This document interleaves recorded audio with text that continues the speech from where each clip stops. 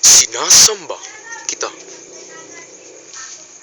Sa isang asyenda, may magkapatid na tinaguyod ang kanilang negosyo ng kanilang mommy at daddy. Itong magkapatid ay sina Alex de la Fuente at Gabriela de la Fuente. Bising-busy ang mga trabahador nina Alex at Gabriela de la Fuente dahil sa araw na ito ay darating ang magkapatid sa kanilang asyenda para ituloy ang kanilang pagtatrabaho sa kumpanya ng kanilang mga magulang. Ang kanilang daddy at mommy ay sa makabilang buhay na. Galing ang magkapatid sa estado para sa libing ng kanilang mommy at daddy. Oh mga kasama! Abay, bilis-bilisan natin ng konti dahil malapit na sila dito. Totoo po ba yan, Manong Carlo? Abay, sa tingin mo nagsisinungaling ako, Joaquin. Hindi naman sa ganun, Manong. Gusto ko lang makasigurado. Bakit? Sabay ka na ba makita si Gabriela, Joaquin? Oo, Miguel.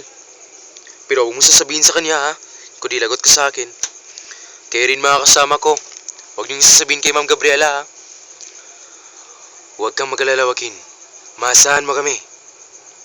Maraming salamat ho sa inyo. Huwag rin kayong mag-alala. Kapag asenso ako, tutulungan ko kayo pati na rin yung pamilya. Oh, mga kasama! Nandito na sila! Maligayang pagdating, sir at ma'am. Aba, magandang araw sa inyo. Bukang may kakaibang nangyari ah. Ano ba yun? Sir Alex, mabuti pa dun muna tayo sa likod, may daan doon. Sige, tara. Sir Alex, sa totoo lang po, masaya kaming nandito na po kayo. Kasi kung wala kayo, hindi lalago itong asyenda na to. Pwede ba yun? Nawala kami? Siya nga pala, Joaquin. Kumusta na yung asyenda? Okay naman po, Sir Alex. Marami na ang kliyente nag-aabol sa asyenda. Pero nagkakamali sila sa akala nila.